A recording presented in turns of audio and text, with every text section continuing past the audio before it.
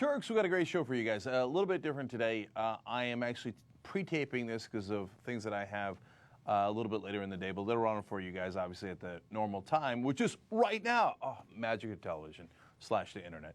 Okay, so the reason I'm telling you that is because just before taping, the immigration decision by the Supreme Court broke. We didn't have a chance to prepare it for you guys, but we will, of course, discuss it either later today in a live shoot that we do or certainly tomorrow. But I do have a Supreme Court case for you in this hour, and they have a ruling on affirmative action, and it is surprising given what direction it was going earlier. So a little bit of a turnaround there, dramatic. I'll tell you about it later in this hour. I'm also going to tell you about Hillary Clinton's server issues, and it turns out they're a little worse than advertised. Can you say it with me?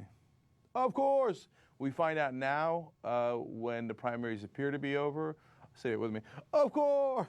Okay, anyways. And then there's been an attack in Germany. Is it relevant? Well, let's find out if his name is Muslim. And then finally, there's been an attack from Hillary Clinton supporters against Bernie Sanders supporters, literal caning. Violence! Violence! So obviously, cable news is covering it 24/7, as they did with the non-existent violence when they claimed the Bernie Sanders people did it to Hillary Clinton people, right? Oh, wow, they're not covering it? Huh, interesting. Okay, now let's go to something that everybody's covering, including us, and deservedly so. Giant sit-in in the House. It is historic, led by John Lewis. It started yesterday. It has gone for over 11 hours. It did until it was ended in the middle of the night. The Republicans somehow came in between 2 to 3 in the morning and passed a Zika bill for $1.1 billion. They even funded parts of the Pentagon for over $80 billion.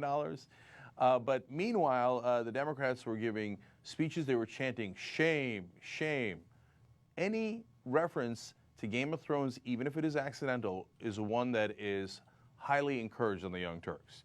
So that happened. One of the things that I loved about this was it brought in different people, including senators. Remember, this is in the House, but some of the Democratic senators also came in, including this guy. Oh, look at that. He's burning down the House. No, okay, not really, but there he is, Bernie Sanders. And then, odd bedfellows, because here's Debbie Wasserman Schultz. Interesting. Okay, no, she gave a great speech, by the way, about Gabby Giffords. Remember, Gabby Giffords, Democratic congresswoman, shot in a mass shooting and permanent damage. She's had to resign from the House. And, of course, so many others were killed in that shooting in Arizona. And so, meanwhile, another congresswoman, by the way, came in and talked about how she had been shot. And now that was from a while back. She was shot during the Jonestown Massacre back in 1978. She was shot 5 times. And she gave a moving speech about how the bullets felt as they ripped through her body and how it feels to be permanently disfigured from those 5 bullets. She was a congressional aide back then. Her boss, a congressman, was murdered in the Jonestown Massacre along with 4 others. So she brought the bullet with her. Still in an FBI bag. She said she'd never shown it in public before, but she wanted people to understand the severity of this and to understand how personal it is. It's not a theoretical conversation. These shootings happen. They happen to real people. The bullets wind up somewhere, and 5 of them wound up in her body. So a lot of emotional speeches. I love that actually it brought people together, including Sanders and Wasserman Schultz. And then people started showing up outside the building, and they started to gather and supporting the sit-in. I mean, look, it is a wonderful moment when you basically have civil disobedience within the House. Remember, we did civil disobedience in Democracy Spring a couple of months ago outside of the Capitol, and we broke the record for a number of people who were arrested in a single day at the Capitol, 432. Over the course of the week, 1,400 people were arrested. But now we're beginning to have civil disobedience inside the House. That's fantastic, and led by John Lewis, a civil rights leader who knows a thing or two about civil disobedience and sit-ins. So this is a powerful, powerful moment. Obviously, the Republicans can't stand it. They left for most of the time. they ordered C-SPAN to shut down the cameras. The only video that is available is through Periscope and Facebook Live. And so, and C-SPAN says, hey man, we're desperate to have the cameras back on, and we are actually taking footage from those mobile cameras and putting it on C-SPAN, but whoever controls the House literally controls the cameras. So they shut it off. And now, to be fair, Nancy Pelosi also didn't want C-SPAN, for example, to get crowd shots of the rest of Congress when she was in charge.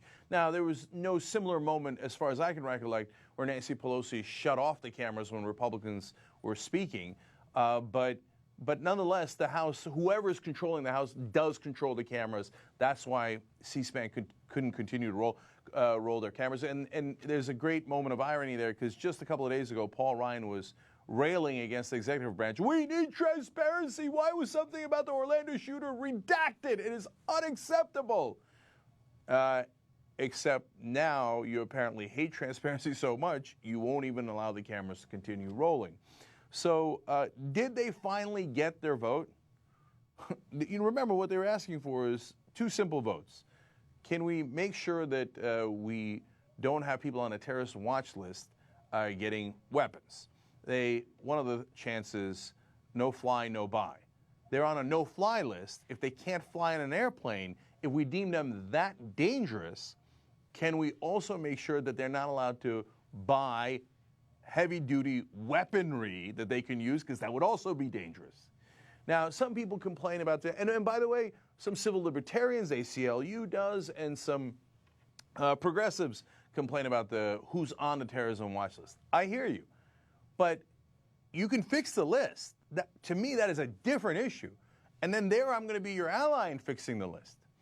But if we say they can't fly, it's insane. If the list exists and you say these people are so dangerous, we can't let them anywhere near a plane, well, then obviously they're also dangerous enough that they shouldn't be allowed to buy an assault weapon that they could use.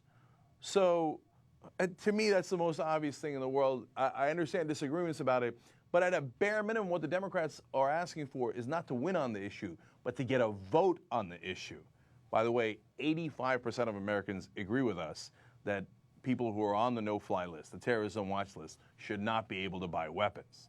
And then the second vote they're asking for is federal background checks. 92% of Americans agree with that. And even though the Republicans had time to appropriate money for defense spending, a little ironic, they had money for those weapons, but they did not have time, they said, to have a vote on the two bills that the Democrats are asking for to stop weapons inside this country. And they adjourned till past 4th of July. It's not, and they didn't say it, but they might as well have. The Republicans basically saying, well, what would we do anyway? After we gave the money to the defense contractors, et cetera, and to all of our corporate friends, we have nothing left to do. We don't want to regulate anything. We don't want the government to actually function properly. So we're largely on vacation most of the time anyway. Great, another vacation. Thanks, Democrats. And they walked out.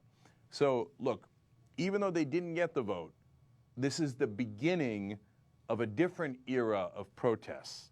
And so it is both important and, in my opinion, wonderful. Really well done by House Democrats. We have criticized them in the past for not fighting hard enough. They have begun that fight now. You might think it's a little late, and you might want it on other issues. But hey, we have started. So I applaud that. Let us continue. Remember, the struggle continues. Okay. So, now, in the middle of those protests that the Democrats started in the House, they're doing a sit-in, and they're also giving speeches. So, they've got a couple of slogans that they have chanted when the Republicans came in to have a couple of votes. They sang, "We shall overcome," and then a couple of Republicans got upset. Now, who's going to be primary on that list? Of course, old friend Louis Gohmert. He decided, well, I'm going to get in their face if they're doing civil disobedience in a sit-in, and they're worried about people who died. I'm going to yell at them. Okay, let's hear what he's yelling about. Islam killed these people. Have you not a terrorist with a gun.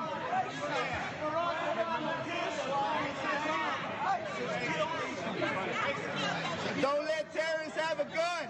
Don't let terrorists have a gun. Don't let terrorists have a gun. David. Lois, it's not a good spot to... So Gohmert is yelling at the Democrats, as you just saw.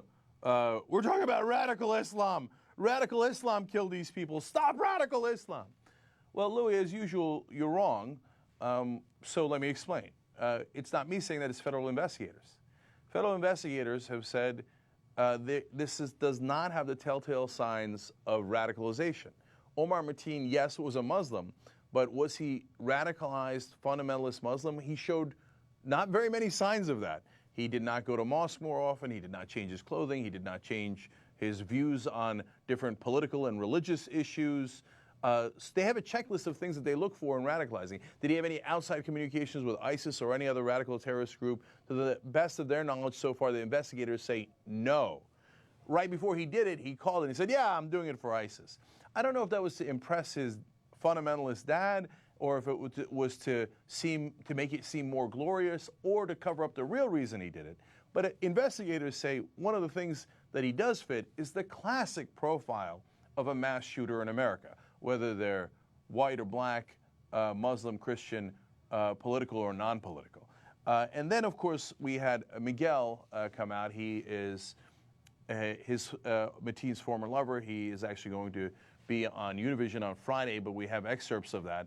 And he said, no, Mateen was gay, bisexual, had many lovers that were male, especially like Latin lovers, but found out that one of them was HIV positive, and that sent him into a rage. And he said that Mateen didn't do it for Islam or anything like that. He did it for revenge, and partly because of his self-loathing. Now, if Louis Gohmert went up and said, hey, this is because of fundamentalist religion that makes you hate gay people, and you shouldn't do that, and that's the real cause, I'd say, hey, Gohmert, you're right. But of course, he's not going to say that, because it's not just fundamentalist Islam that's against gay unions of any sort. It's also fundamentalist Christianity that Louis Gohmert practices. So he wants to say it's radical Islam. If you say, okay, hey, let's get rid of the radical religions and not have that be a cultural influence, he'd be like, no. Fundamentalist Christianity is awesome. Do you also think that gays should be allowed to get married, have equal rights, etc.? He's like, no, of course not. The gays, they're a problem in America. They're degenerating our culture. No, you see, Louis, you are the problem.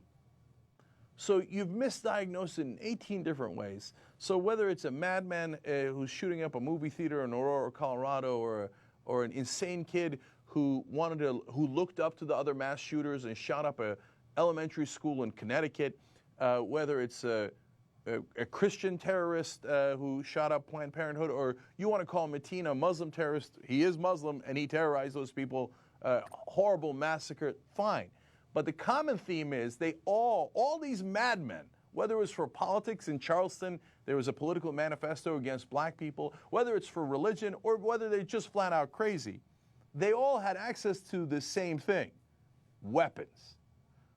High-powered assault weapons that allowed them to murder more and more people. That's the common theme. If there is any other common theme, it's the hatred of gays that Louis Gohmert also espouses. That's the reality. Okay, now, I'm not done yet with this House situation. This is slightly different. Now we'll go to the other side of the aisle for a little discussion of Bernie Sanders.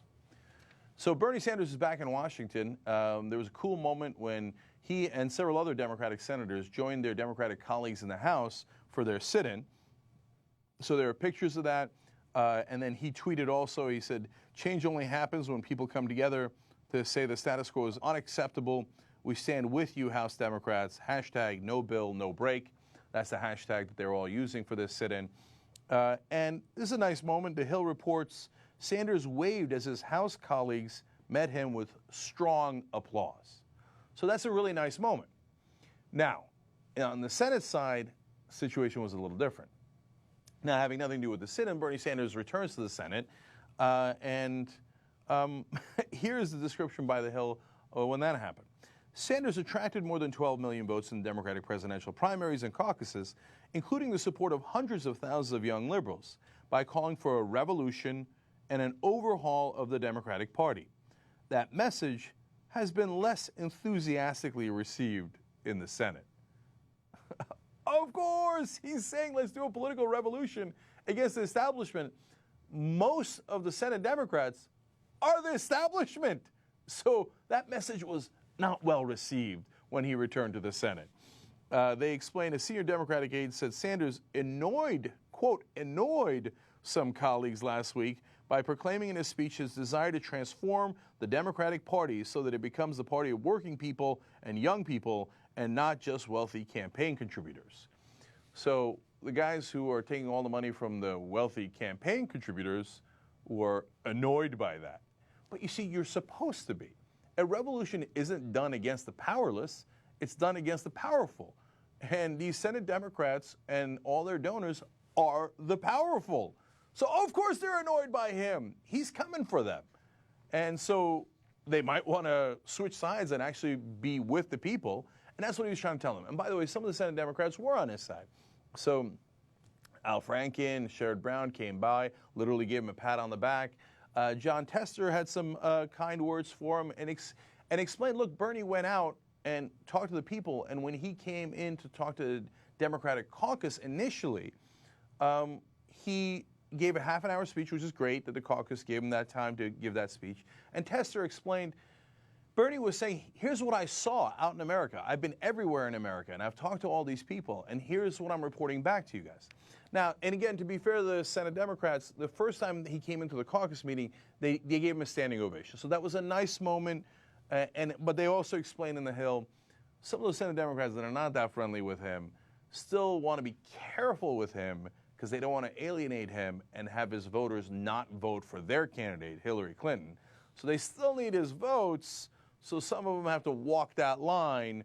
They don't really love him. They certainly don't like his message. But they're like, okay, well done, Bernie. And then there are others who are genuine. And Pat Leahy, his colleague from Vermont, said, oh, Bernie was back. It was great. Their wives had lunch like in the old days. Brian Schatz from Hawaii had some kind words. And then there were others that were not as kind. So in fact, here, let me read you the Hill on the positive stuff. Colleagues, including Senators Sherrod Brown and Al Franken, patted him on the shoulder to welcome him back as he wandered around the floor during a 4-vote series on gun control that stretched over an hour. But remember, most of the colleagues did not appear to be headed in that direction, again, according to the reporting from the Hill. So let me read that last part for you. They said, but as the votes dragged on, Sanders didn't gravitate to any of the friendly huddles of lawmakers. He got into an animated conversation with Senators Kirsten Gillibrand and Bob Menendez, two strong allies of Hillary Clinton, the presumptive Democratic nominee. The conversation didn't seem especially jovial. Indeed, not especially jovial to see Sanders back in, because they're like, oh, there goes that guy again, causing trouble, talking about revolution. Next thing you know, he wants us to represent the voters and not the donors. What a headache. That guy's so annoying. So apparently, a lot of them, even among Senate Democrats, not that happy to see Bernie Sanders back, which I view to be a terrific thing. Okay. And I have one more Sanders story for you in this segment, and then I've got the Sanders supporter getting beaten in the next segment, and the Hillary Clinton service issues also in the next segment. By the way, if you're, ever have issues about, hey, I can't watch live because I've got something to do, etc., you know that you can get the whole show anytime if you're a member, tytnetwork.com/join, okay? All right, well, now this is important news about Bernie Sanders. Bernie Sanders was on C-SPAN recently, and, well, he made some news. He made news in a couple of different ways. I want to show you the first video when they were asking him if he's going to speak at the Democratic National Convention, and he wound up saying something very relevant to whether he's going to be the nominee. Have you begun to prepare your speech for the convention? Will you speak at the convention? Well, it's hard to say. That is, doesn't appear that I'm going to be the nominee, so I'm not going to be determining the scope of the convention. So obviously, people took that as big news because he said, it doesn't appear that I'm going to be the nominee. But look, to me, that is not giant news. Of course, Hillary Clinton has more pledged delegates, and she has more superdelegates. If nothing extraordinary happens between now and the convention, she will be the nominee. That shouldn't really be a surprise to anyone. Now, as I've said over and over again, there is something extraordinary that could happen between now and the nomination, because the presumptive nominee is being investigated by the FBI as we speak. Now, it doesn't mean it's going to happen between now and the convention. So the likely chances are she will be the nominee. So I don't think Bernie Sanders is making big news here.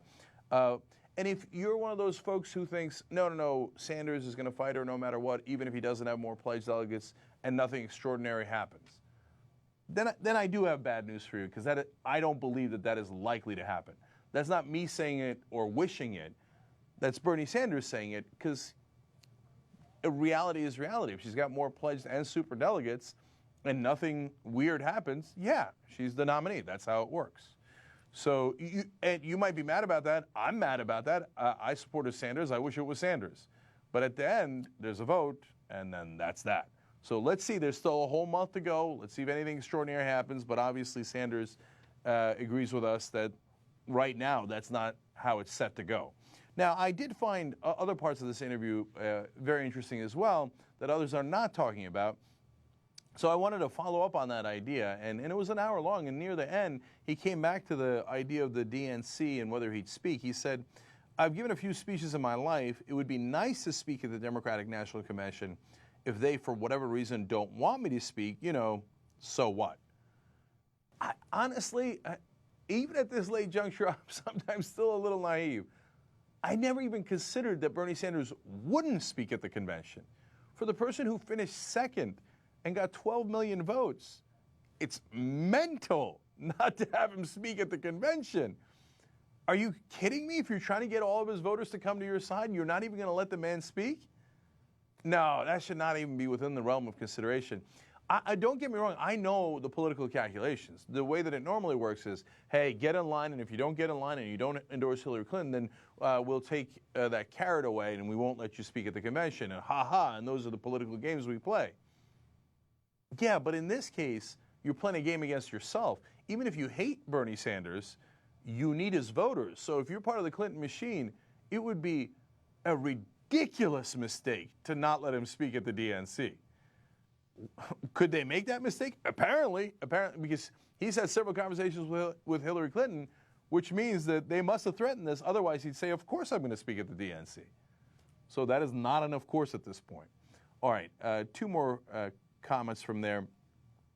He also said, I think she should select clearly, referring to the VP possibility, the most progressive candidate she can find. I think it would be a terrible mistake for her to go to a candidate who has roots from Wall Street or who's been backed by Wall Street. Well, there again, unsurprisingly, I agree with Bernie Sanders. It would be a terrible mistake. Is it possible that she would make that mistake? Yes. There's an article out earlier in the week from Politico saying Wall Street is threatening to pull all their donations if it's a real progressive like Elizabeth Warren. So now if she does pick Warren and Wall Street actually pulls all their donations, then you know that she made a real decision and the correct one. If it turns out she doesn't go with someone like that and goes with someone that has been Wall Street pre-approved, then you know where her real, forget her heart, where her policies lie. And that's the important thing for a president. And finally, I wanted to show you one more clip from Bernie Sanders. Where we are right now is what we are trying to do, which is no secret to anybody, is to create the most progressive platform that we possibly can, reflecting the needs of working families and students and the environment and healthcare and so forth. And secondly, we're trying to do nothing less than transform the Democratic Party. You see, the rest of the media still can't wrap their mind around this. What is his real motivation? Is he trying to get a speaking spot, a cabinet position, the VP slot? No, he's trying to get those policies. He said it 1,000 times, but you won't listen to him. He's like, no, what I'm concerned about is making sure we get to our goals so that the American middle class is better off. They're like, yeah, but what do you really want? He's like, for God's sake, that's what I really want. Why won't you listen? Because that's usually not how politics is played. and so he's thrown them for a loop as always. So interesting comments, and I actually think most of them are encouraging because he's still fighting for that same thing that we all want, real change. All right, I'll be right back with actually more Sanders and Clinton news, as well as the shooting in Germany. Welcome to our members-only postgame. I promise you're going to love that. Oh, that's right. We have something awesome. You faked an orgasm, and you faked an orgasm, and you faked all one, right? faked an orgasm. No, none of the guys? No. It's easy. Things I do when I'm high. You want to do it? Do it. If you don't want to do it, don't do it. You don't destroy ISIS. It's just going to pop up as something else. She bet something. I was like, well, that bitch had it coming. You can only have sex with the same person so many times. I'm going to show you a video I shot while high. I'm kidding. I'm doing fine. That's in the post game. You have to fuck away from my man. I will fucking touch you. Miss Kasparian is a hard ass. I stopped watching these debates. They're so pointless. It's interesting how different the two genders are. If I am in a relationship where I'm trying to be sexy, well, then I'm just going to be naked. I am very into board games and board game culture. Not that I don't want to get married, it's I don't want to marry you. I've faked orgasms. I don't even know if I'm supposed to be sharing this. Oh, embarrassing. I'm going to say something that's insanely inappropriate. All right, we're back on the Young Turks. Time for some stories out of what is still an ongoing campaign in some ways.